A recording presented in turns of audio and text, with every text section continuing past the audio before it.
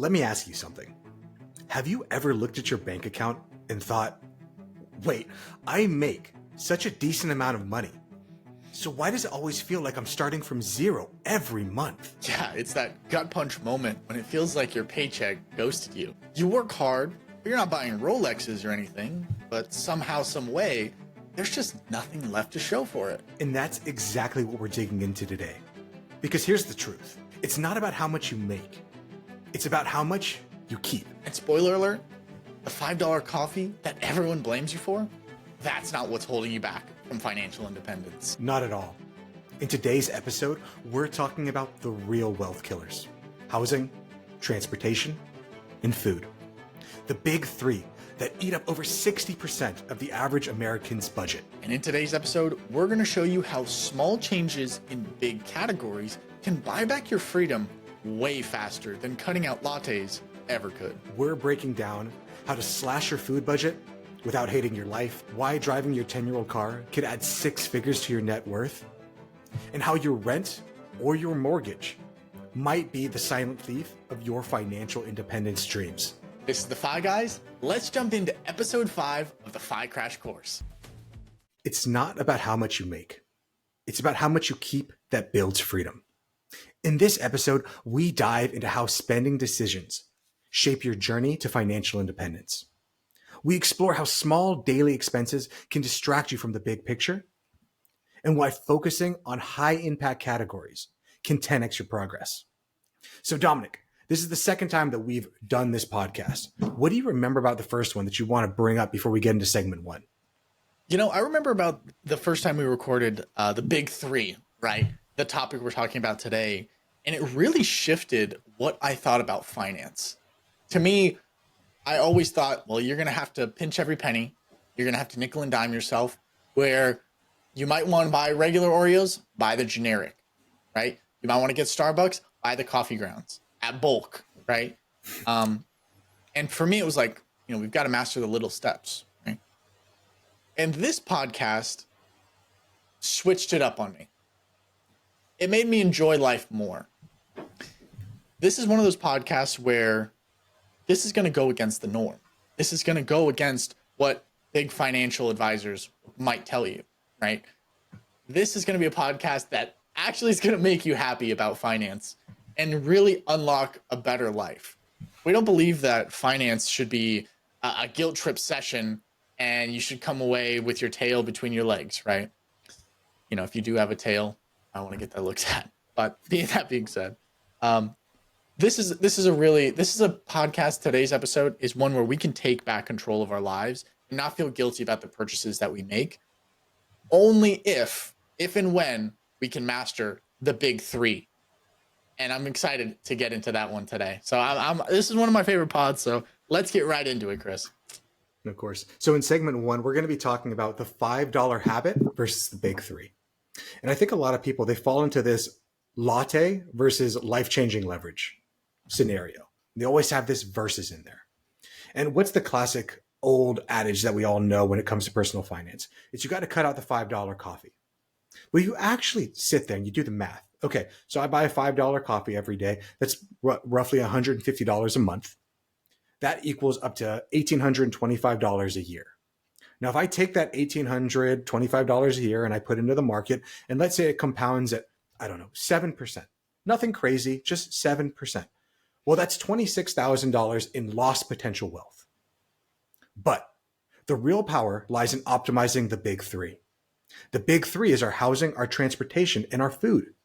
And the reason for that is that it actually makes up to 63% of the average household budget, according to a study done in 2024. So to our example that we just talked about, if we're able to cut out, say, $400 a month on rent, $200 a month on that brand new car that we didn't need, well, that's $600 a month. If we add that up, that's $7,200 a year. We compound that over 10 years at 7%, that's over $100,000 difference. So I'm saying, rather than obsessing over these $5 decisions that aren't going to make a meaningful difference and may be able to add great value to your life, why don't we focus on the big ones? Your rent or your mortgage payment, your car, and the lifestyle that inflates with your income. Because if we're able to focus on those things, the lifestyle inflation, then the little decisions that we do, maybe going to that nicer gym, having that cup of coffee every morning that really lightens your day up, those things are important. And they're not going to be the things that's going to set you to the poorhouse. You know, when I think of like a new car, right, the shock factor and the wow factor wears off pretty fast, right? Maybe you guys can relate to this, right? You get a new car, you've been wanting this car, you find the color, you negotiate, the terms aren't great, but hey, you got your nice new car, right? And maybe it's like, hey, I got it a year or two old. Awesome, even cooler. And you're driving it, you're enjoying it, and that insurance bill comes up, right? Really high insurance, probably have full coverage. And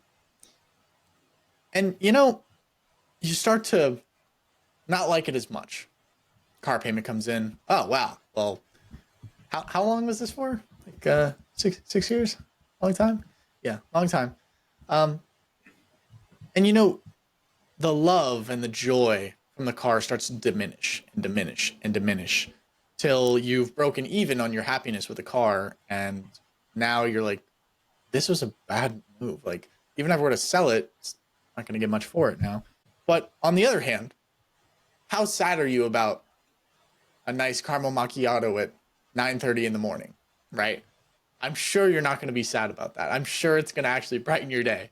And at the end of the day, you're not going to be like, man, I should, the lifetime, how long is this going to cost? Like, no, it's just a coffee, right? And Chris, you had a thought on this one? No, keep on going, because I have a thought once you're done. Okay, cool. And I just love the idea of let's make great decisions on the big end, right?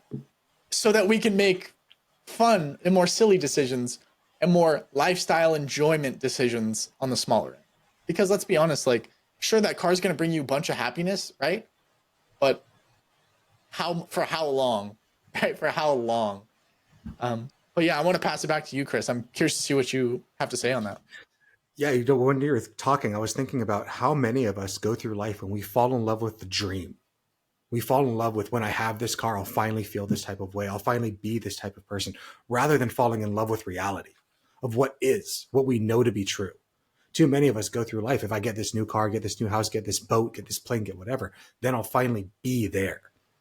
But we get to know instinctually, or just by force of habit, every day that I go and I get that Starbucks coffee, that $5, whatever it is.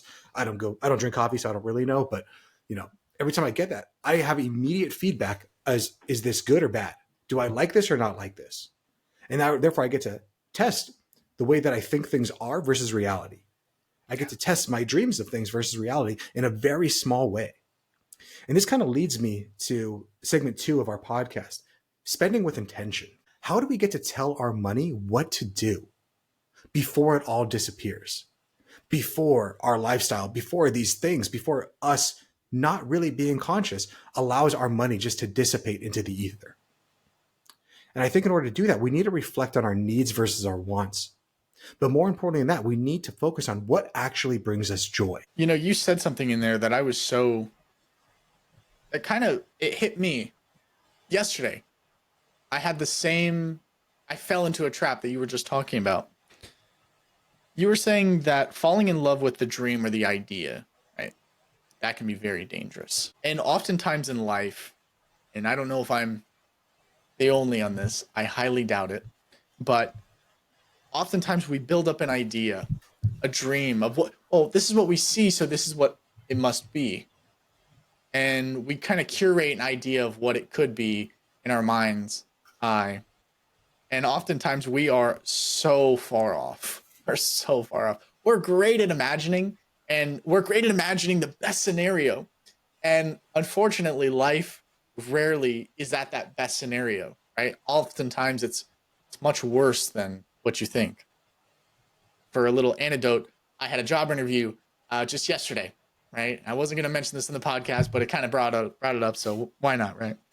So I had an idea of how this is going to go. First interview with the executive assistant, it went great. It was amazing. All smiles, wonderful conversation. Second interview, in my mind, I'm like, wow, we're just going to seal it up, right? This is the final interview with the big boss. No problem, bing, bang, boom, hammer out some details. It's going to be great. Might have a job offer by the end of day. And boy, was I wrong, right? Expectations and the idea did not meet the outcome. And that happens so often with these big purchases. It's like, well, I want this nice new Tesla. I want this nice new BMW. It's going to be amazing. It's like, okay, right? How are the finances looking for that? Can we make that work? Is it worth it? Or is the end goal in getting to your why more important, right? We're all about, here at the FI Guys, we're all about living for today, but we're not about forgetting tomorrow.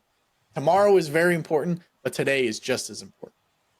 And that's why I love this podcast. I love this this episode today. It stresses the importance of today, but it doesn't forget. So as we take the time to reflect on today and reflect on tomorrow to figure out what is it that brings us joy, what are our needs versus our wants, I want to bring up some research that was done at Harvard in 2003. The things that show what actually brings us joy in spending money.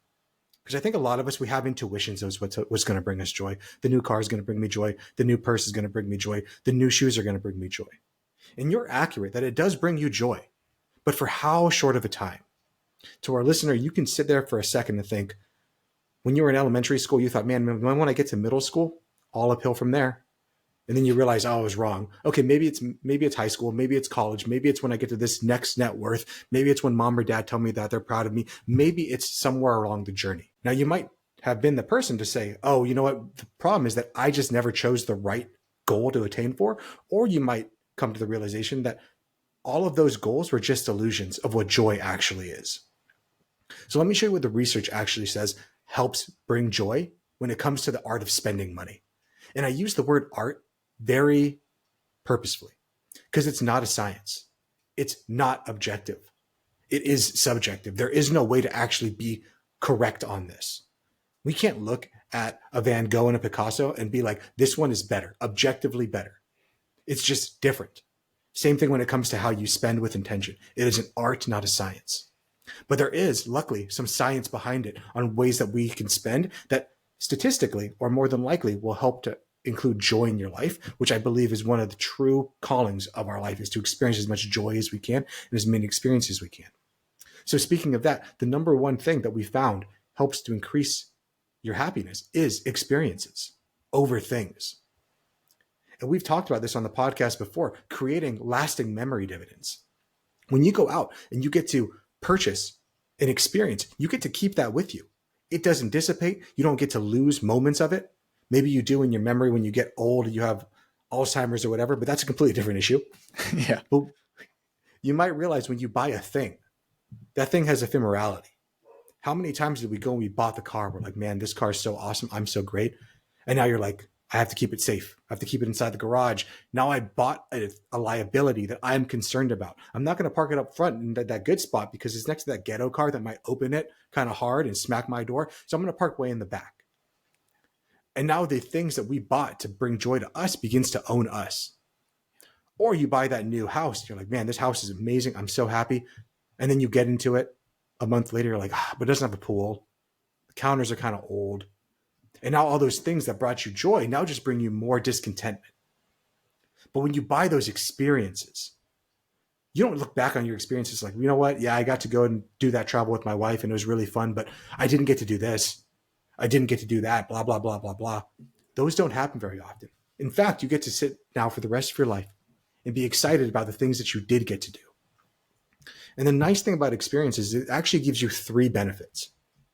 One, in the planning phase, you get to live it. Oh man, this is going to be so excited. I'm so ready for this. It's going to be great. Joy right there. You get to experience it. Joy right there when you're present in that moment. And you get to remember it. So both the past, present, and future you get to enjoy something when you get experiences over things. Dominic, before we move on to the second one that brings joy, do you have anything to say on that? I know a lot of people who chase money for happiness, and I'm curious to see. I know what your take is because I've talked a lot with you off podcast, but maybe more people don't know your take on it on the podcast. But do you think money can buy happiness, or does it just remove the unhappiness? Can it buy happiness? No. Does it remove the unhappiness? No.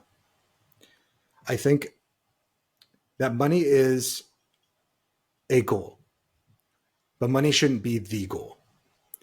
Too many people, I think, and we're going to get philosophical here for a second, but I think that we all come into this life trying to figure out why we're here. What's the purpose of our lives? And it comes down to a fundamental question of, am I enough? Like, am I purposeful here? And that question of enough really comes up in my estimation as to what things go on. And as we're going through life, we're asking ourselves, am I enough? Am I enough? Am I enough? And you're asking other people that don't know who they are, am I here? Who am I? And I'm going to ask you, who you don't know who you are, who am I? Am I good? Am I worthy? So what do? We use money as a quantifiable metric to say, I am worthy. But that feeling of enoughness is never going to be met by acquiring more, by gaining more money. It's the nature of desire. It's the nature of craving. It never is able to be never able to be satiated. If you think back on your life, every time that you've had craving for something else, oh man, I wish I could get that date with that girl, or get that date with that guy, or get this next thing, you realize that you got it and you thought that was going to be it. And then you realize that by the nature of craving, that now it latched onto another thing somewhere else. And you can either say that that's a problem with craving, or you can say it's a problem with me, that I'm searching for the wrong things. So no, money can't be the thing that makes you happy. Now, I'm not going to say that money doesn't help with that happiness, because it certainly does.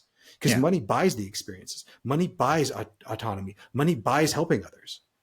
But it's not going to take away, it's not going to make you feel fundamentally whole by having more money.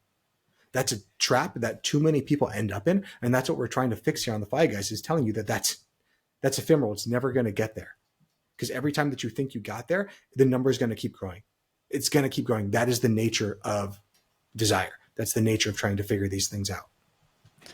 And that's something that's kind of scary when, you finally hit your number and it's like, I made it. Yes, I've done what nobody in my family has done. Nobody on my block has done. Nobody in my friend group has done. I did it. I hit my number. Now what? Well, now they maybe go on vacation. They did that. Nice. Still feel empty. Right? Let's move the goal. Right? And that's the most common one, right, Chris? I mean, most people just move the goal. It's like, well, it wasn't 100,000. It must be 1 million. It must be 2 million, right? It must be even higher, right? So let's shoot for something even higher. And they're just a dog chasing their tail, not willing to sit alone and look inward. It's like that age-old question, would you rather die rich or would you rather die useful? And that question always was interesting to me. Because for me, as a man, right, our job is to be useful. Right? Our job is to be of use. If you're not of use, why are you here? Ideally, rich and useful would be kind of nice, but I don't know. Maybe I'm shooting for too much. But I want to get back to the big three, unless you have anything else to talk about on that topic. No, let's go on to the Harvard research. And the second thing that they found that actually did bring joy to people's lives was time autonomy. And what I mean by that is just a fancy way of saying buying back your time in order to equal higher life satisfaction. Maybe you're somebody who every day I have to go out there and I have to mow my lawn, do the gardening, do all this stuff. And I absolutely hate doing it. Well, being able to have money and spend money on things that you don't want to have to do, to buy back time, to be able to focus on things that matter to you. That's so much better than the boat. That's so much better than the plane, than the car, than all the things that now is taking more of your time away. We talk a lot about financial independence here. I mean, we're the FI Guys. And that financial independence, we're not trying to buy more money. We're trying to buy our freedom. We're trying to buy our autonomy. And luckily, it's a pretty easy mathematical way to get there. But you need to stop focusing on the math and start focusing more on the mindset. And the three thing that we found from Harvard that helped to bring joy in people's lives was helping others. It boosts your well-being more than spending on yourself. Because in my estimation, the reason that we're here, the reason for our purpose in life, is to gain a set of skills that not only serve us, but serve the community. So by being able to gain skills, go into the wilderness, learn, make money, it's not to spend money on yourself to feel finally fulfilled. It's to go out and help other people so they can gain more skills, so that they can pull themselves up. Because there's that old adage, oh, just pull yourself up by your bootstraps. Yeah. For people that actually know where that comes from, it was a joke.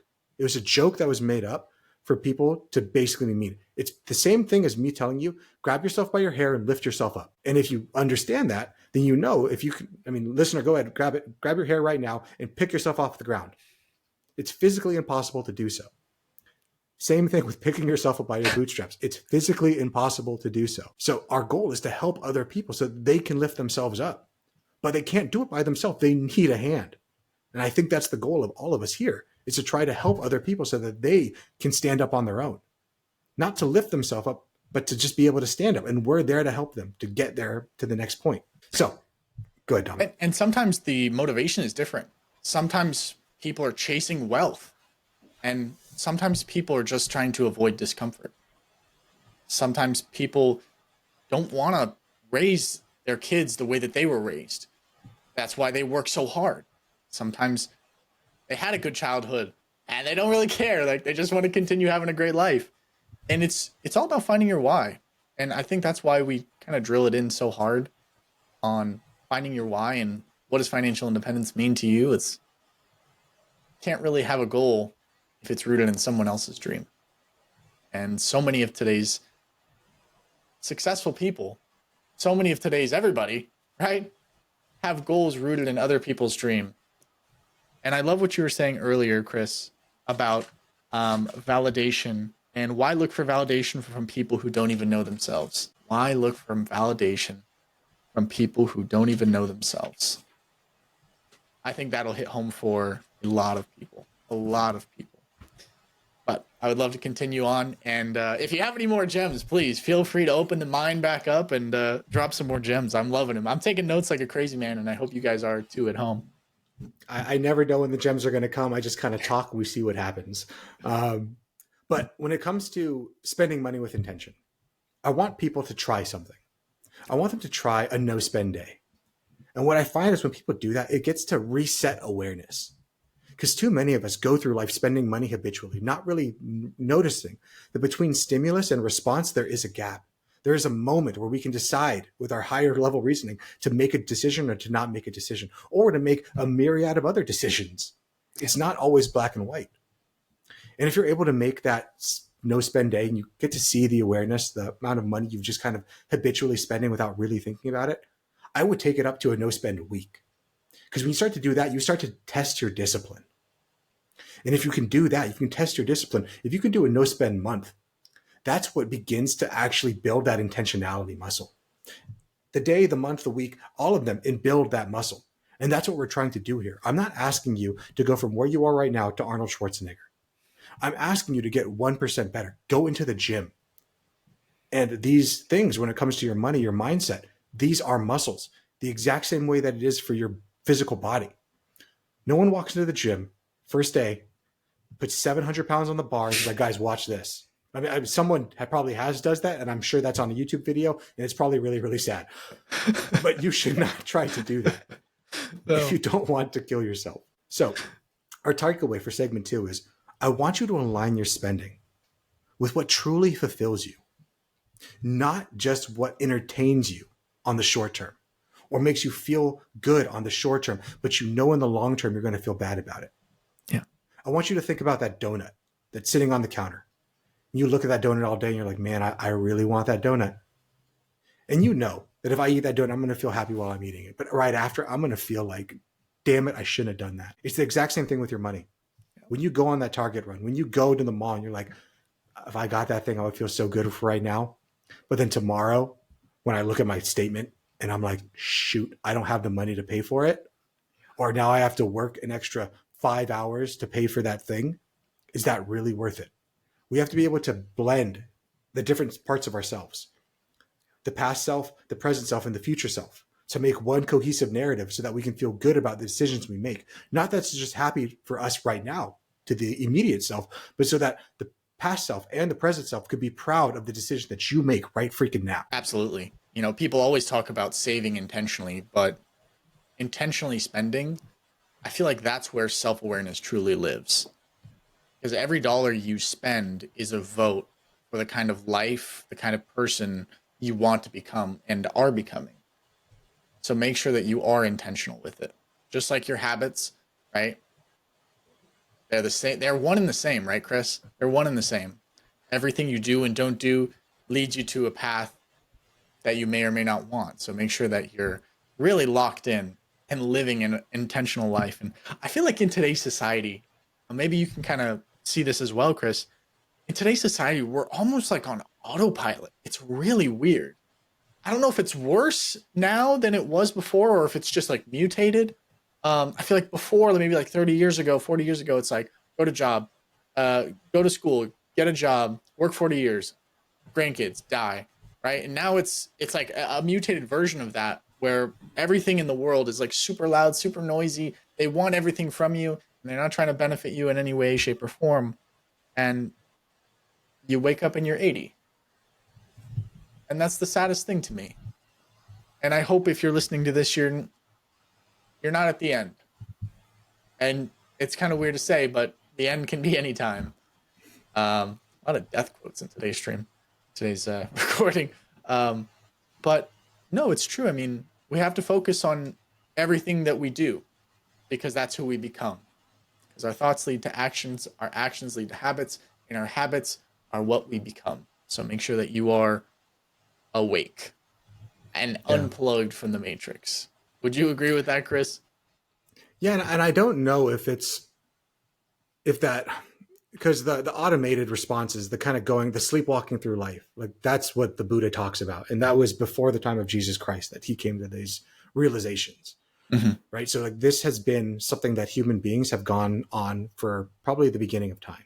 And if you think about it evolutionarily, it makes sense. It's all about calorie preservation. About if you can automate things, you don't have to think about them. You don't have to divert resources to it.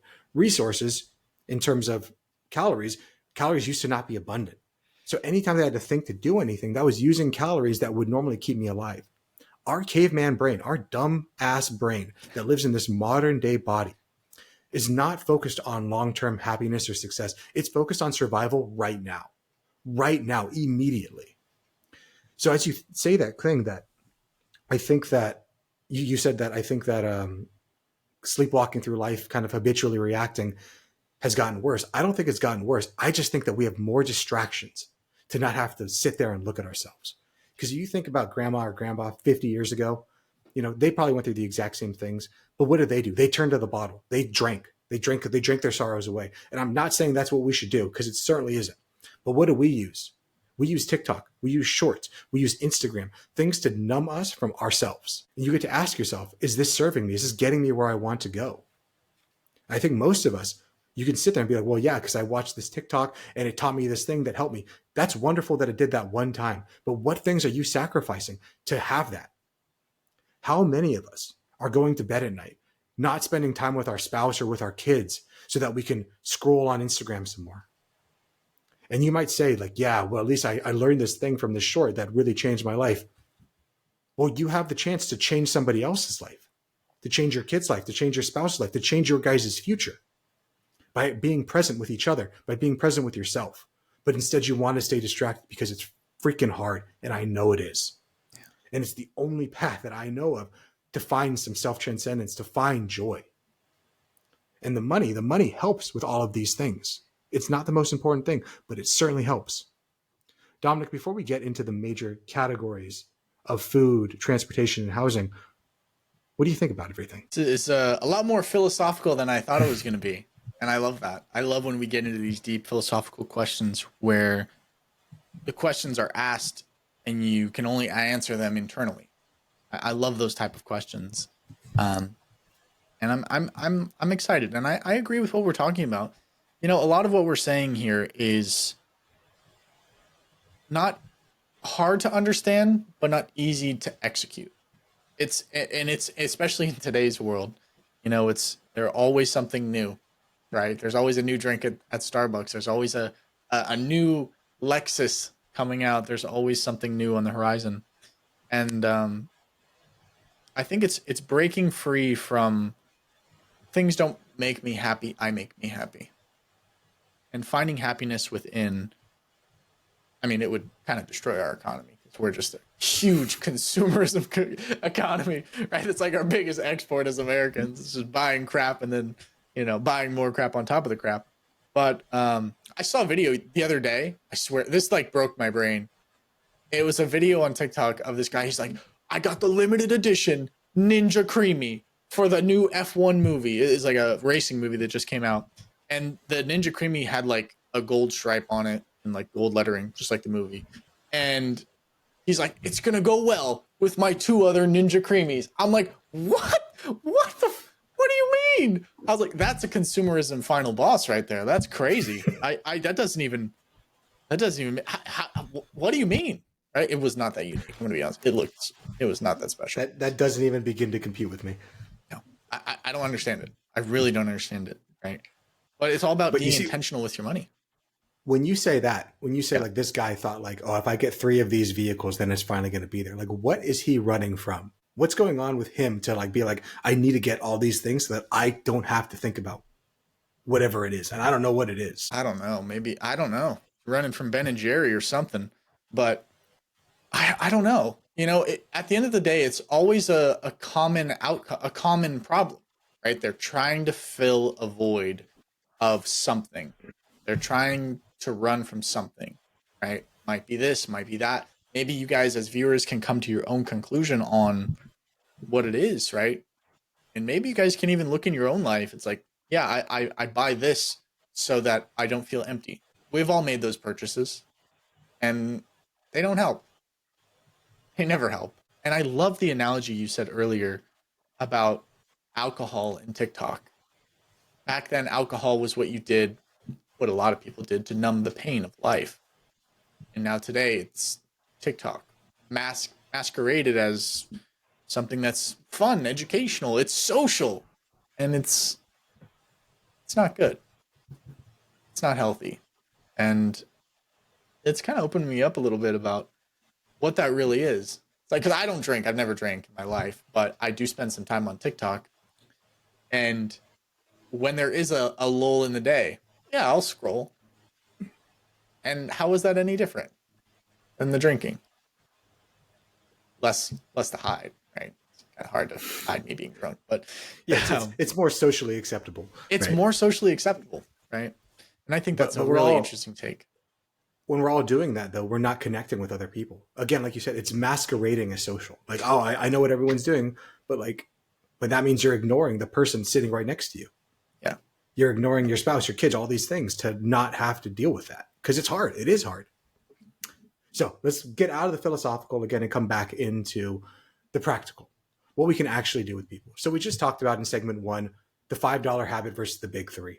In segment 2, we talked about spending with intention.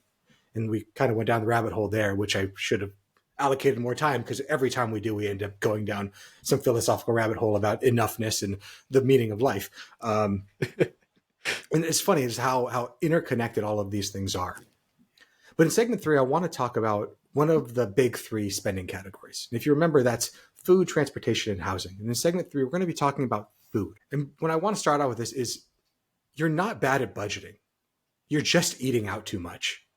That's a quote that I brought up to one of my clients recently. And this was a few years ago, actually, who we were talking about, like, where's all the money going? And they said, you know, I don't know, Chris, we spend only like $300 a month on eating out. Like, I don't know where our money's going, but we're trying to save for this house. And I just can't figure it out. So when my financial planning practice, whenever we go through consulting and coaching, I give my clients tools that allows them to basically automatically go back through their spending for the last 2 years to 6 months, depending on what platform they use. And it'll categorize and say like, hey, this is how much money is going out. What we came to find was this people was actually spending around $4,000 a month on eating out. Not 300, 4,000. And when we did that, I got to tell them that you're not bad at budgeting. You're just eating out too much because you're going through life, not actually thinking. You're sleepwalking through it. And unfortunately, when we sleepwalk, the easiest person for us to lie to is ourselves. So we're going through life sleepwalking, thinking like, oh, no. Every time I go out, when I was a kid, it used to be like $3, $5. So it must be only $3 or $5 now, without actually looking and seeing that like times have changed, things have changed. According to a research study that I had done back in 2024, the average US household, and remember, this is just average. So that means you take the top, you take the bottom, and there are probably some people that are doing zero. There's probably a bunch of people that are doing lots. Spends an average of $9,343 a year on food. And when you break that down, that's $5,700 on groceries, $3,643 on eating out. So if you cook at home just 5 times a week, you could save yourself up to $25,000 to $4,000 a year. And that was back in 2024. Prices have just done nothing since then but increased when it comes to food for both eating out and for groceries. So one thing that we talk about a lot on the podcast is doing things with intention. So many of our woes in life could be just by taking a moment to pause and to think about what our actions are. So when it comes to food, what can we do?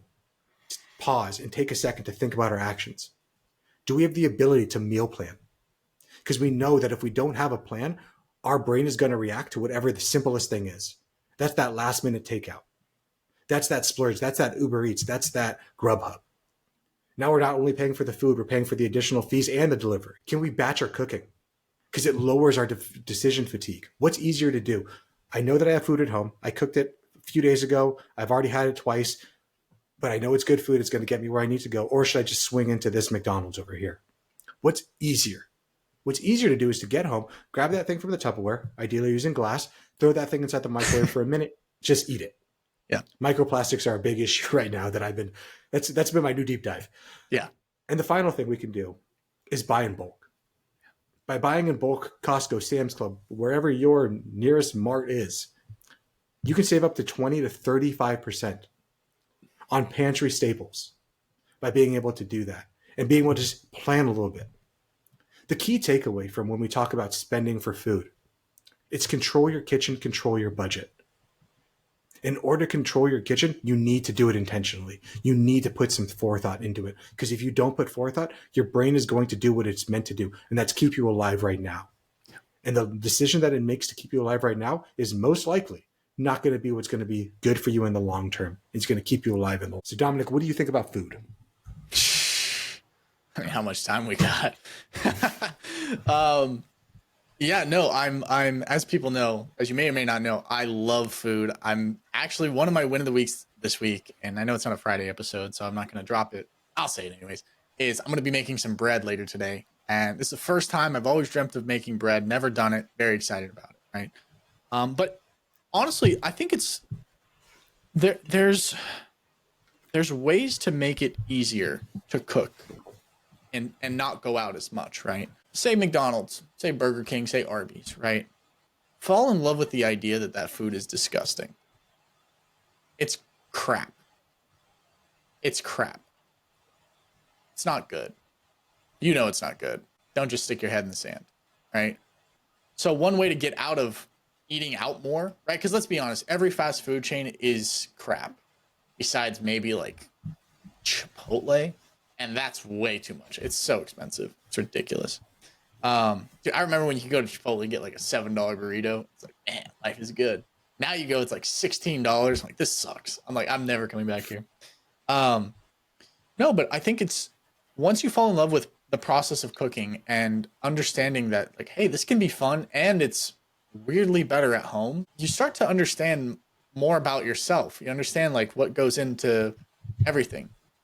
I saw a burrito from Buc-ee's. This was online, and it had the list for ingredients was like this long. I don't know if you guys can see it on stream, but it was so long. Like I said, I'm making bread later. It's 4 ingredients, maybe 5 if I want to add some honey. Healthy, right? I don't feel guilty eating it. And a lot of savings can be made from eating at home, right? And a lot of memories can be made eating at home. I know all of us always hoped to come home to a home-cooked meal, right? Let's bring that back. Let's bring that back. It's a great way to save money. It's a great way to make memories. And even if you don't have time, we can always look up how to get around that. There's so many different ways to get around that. We all have the same 24 hours. And we have ChatGPT to help us out when it comes to things to do, which is a lifesaver. But that's something that you just brought up that I wanted to bring up later. But since we're here, it's the compounding effect, right? Miyoda Musashi once said, once you see the way broadly, you see it in all things. So rather than just, hey, I'm spending money or I'm eating at home to save money. I'm eating at home to save money. And I'm eating at home to eat better. And I'm eating at home to make memories with my kids and my wife cooking. And I'm being able to utilize myself. And I'm using all these skills. All of these things are true simultaneously. Rather than, I guess I go here because it's convenient. The food's crap, but at least it's convenient. Okay. So you're going to give up the convenience. You gain the convenience. You give up all those other things. I say this a lot to my clients, and I'm going to say it here again today. You can have anything you want in life, but you can't have everything. So you get to make conscious decisions every day as to what you're going to give up in order to have the convenience. And most people that are willing to give up the convenience are also, or willing to gain the convenience, are willing to give up the time with the family, the better diet, the saving money, all of those things, just to have the convenience, just to not have to think. How much does thinking cost you? Not that much, especially nowadays. Because nowadays, most people are fat because food is so abundant. But our brains don't know that. Our brains are still 10,000-year-old machines in modern day body. So I want to move on to segment 4. Major spending category number 2, transportation. Your car might be the biggest wealth killer in your life. The average new car payment, and this is according to Bankrate as of 2024, get this, is $739 a month. Sorry if I got people to freak out for a second. $740 a month. The average used car payment is $533 a month. Really? Depreciation of a vehicle, I know, depreciation for a new car loses 60% of its value in the first 5 years. Driving a paid-off car that's 10 years old can save you up to $100,000 to $150,000 over your working life. That's crazy. That's crazy. I'm one of the. I don't know if people are gonna hate this or not, but I'm one of those guys where it's like, my car's paid off. Right? My car's not new. My car is not new by a long shot, right? But my car's the type of car where I don't have to worry if someone's gonna ding it. It is what it is. Like, it has dings on it. It's fine, right? My seat's super comfy. My gas mileage, it's all right. Like 19 miles a gallon. Not great. Not that good. But I see so many people with like 300. I know people that have like a $350 car payment, right? And then like $250 in insurance. What, I don't know. Was that mentioning with that Nope, was not that was with just the insurance? payment. Just the payment. Oh my gosh. Oh my gosh. Oh my gosh. Because as a lot of you know, once you get a new car, got to get full coverage insurance, right? And if you have a loan on the car, you got to have full coverage insurance, if I'm not mistaken. Granted, even if you don't have a loan and it's not new, full coverage is not a bad option, right? Me personally, I just have liability. My car is like, it's got 160,000 miles. It's like 12 years old at this point. Yeah, it's older, right? I drive really safe. I'm willing to accept the consequences. Oddly enough, this is a little side note. Big shout out to my friend Thomas. He sent me a link the other day.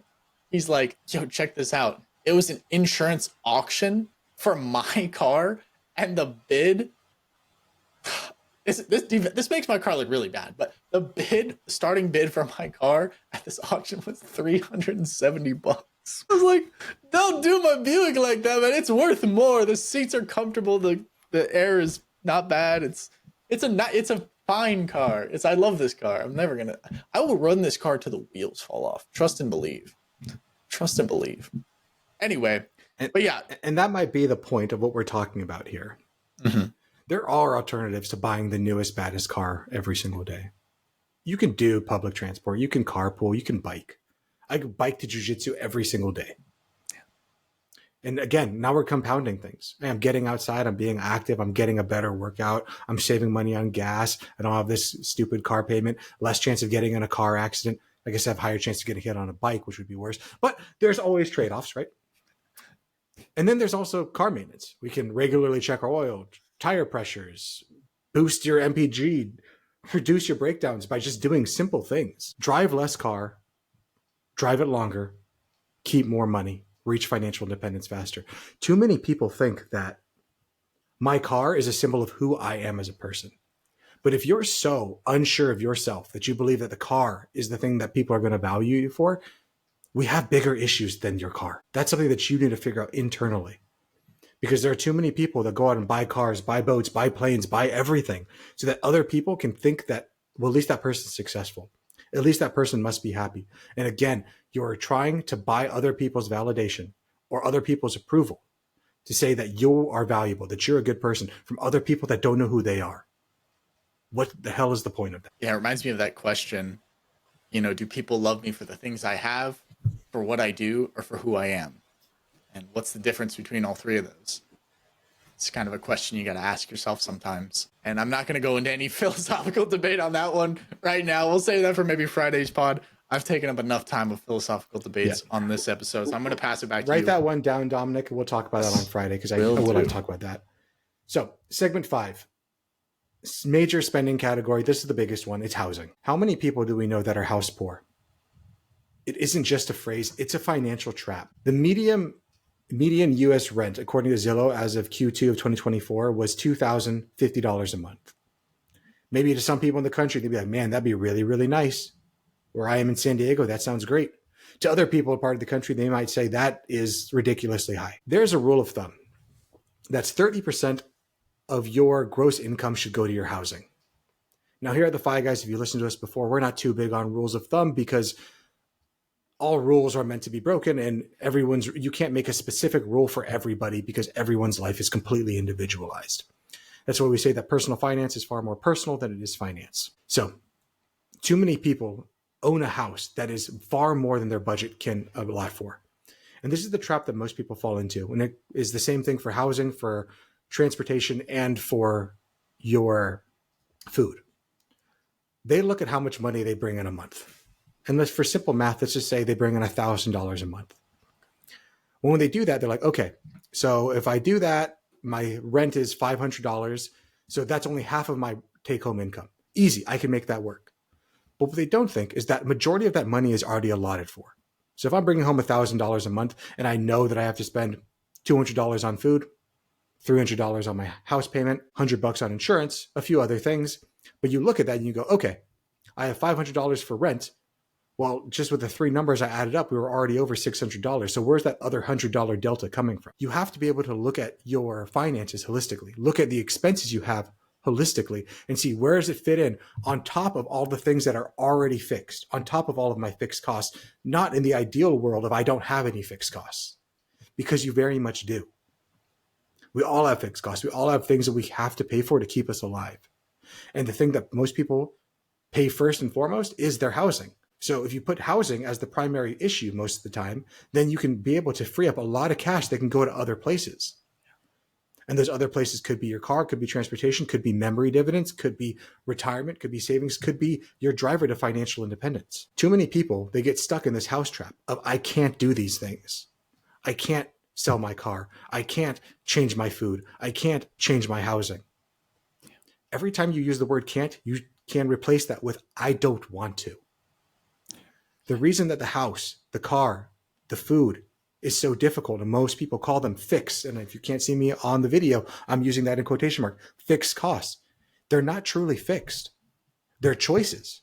You're making a conscious choice to not change it. And I understand why, because they're the hardest things to change. When I talk with my clients about ways to save money on their housing, we talk about potential downsizing. Going from a 2-bedroom to a 1-bedroom could save you $500 a month. They're like, oh God, no, Chris, we can't do that. It's impossible. Or we talk about co-housing. Can we bring in a roommate? Can we house hack for a little bit to slash our costs, to bring in more connections? Can we rent out a part of the house, maybe the garage or something like that, to offset the mortgage? Can we geo arbitrage? I've moved from San Diego to Arizona back to San Diego to be able to do more things. Can I move from California to Oregon to reduce my cost by 20 to 30%? Yes, I can, but it's a choice that I choose not to make. And again, it comes down to that. It comes down to choice. But too many of us, we say we can't do these things as if we don't give ourselves a choice, but you always have a choice. And that's not even including utilities and insurance when it comes to the housing. We still have energy costs. We still have insurance to have to pay for a premium every year. The key takeaway I want you to take from this is the less you spend on your home, the more freedom you build inside of it. I'm going to say that again for the people in the back. The less you spend on your home, the more freedom you build inside of it. Rather than having the biggest badass McMansion, how can we have a home that can take care of us and allow us to build memories with our families without all the stress, without all the discontent, without all the worry? How much is your mental sanity worth to you? How much is simplicity worth to you? I can't answer those questions, but I hope that you can take a second after this podcast to pause and to think about it. So Dominic, before we close out and get to our action step, do you have anything before we finish up? Before we finish up, I was gonna joke and be like, let's find our why. In today's episode, we're gonna find our why. Just drag it on like another 3 hours. No, I don't think I have too much to add to that. I think you summed it up pretty well. There are some more conversations I'd love to have on Friday's episode where we kind of go a little bit more off script. Ironically, we go more off script on Friday, but it's a lot more philosophical on Friday, and I'll save that for Friday's episode. But I loved what we were talking about today, and I'm excited to see what this action step is, something that can get us moving in the right direction. All this information we have, right? Information without action is just entertainment. And while we do love entertaining, we want you to be better. We don't get anything from it, right? But we want you to be better and to spread the good word of finance and living a life full of intention and full of progress. So this week's action step, and this is something that we're going to talk more about on Friday. So Dominic, you can make a note. It's a lot about the feeling of deprivation. Too many people feel that if I have to downsize my house, my car, or my food, I will be deprived. And that's an internal feeling that you have. So your action step is I want you to run a quick audit of the big three. You can do that by grabbing the last 2 months of your bank statement and ask, where can I cut $100 to $300 without feeling deprived, without feeling like my life is going, like without feeling like I'm going to die? If I was you, I would start with your rent or your mortgage, your grocery and your takeout spending, and your car payment, your gas, or maybe even Uber rides. I want you to pick one change and make it this month and reallocate that towards savings or your freedom fund, towards the gap that we talked about in a previous episode of the FI Crash Course. That gap is your driver to financial independence. And too many people focus on, oh, what stocks do I need to have? What things? Without focusing on how much money do you have to even throw at those things. Everyone puts the cart before the horse when it comes to finance. And that's what we're trying to help fix you here. And with that, that's a wrap for episode 5. It's not about how much you make. It's about how much you spend. At the end of the day, your spending is your superpower. You don't need to earn 6 figures to start building wealth. You just need to start to make smarter choices in the big ticket areas that matter most. Every dollar you save on housing, food, or transportation buys back your freedom, buys back your peace of mind, and buys back options. You are in control, and that's what the path of financial independence is all about. So with that, I'm Chris. He's Dominic. We're the FI Guys. Please be sure to give us a like, give us a comment, but most importantly, please share the FI Guys with one friend. Bring someone along for this journey of financial independence because it's so much better to go with a friend than to go alone. We'll see you on FI Friday Feedback. Later.